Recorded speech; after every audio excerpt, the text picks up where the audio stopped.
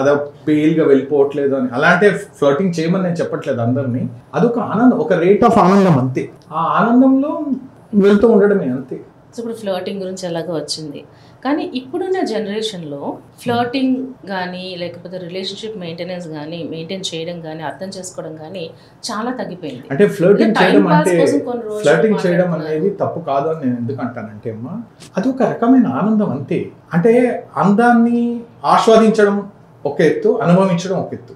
Right. So ప్రతిదీ అనుభవించక్కల్లా, చూసి ఆనందపడడంలో తప్పేం లేదు. ఇప్పుడు నాకు జలపాతం చూస్తుంటే ఆనందం వేస్తుంది, అక్కడికి వెళ్ళి నించోని దాంట్లోంచి దూకేయాలి, అలాంటివన్నీ చేయకూడదు.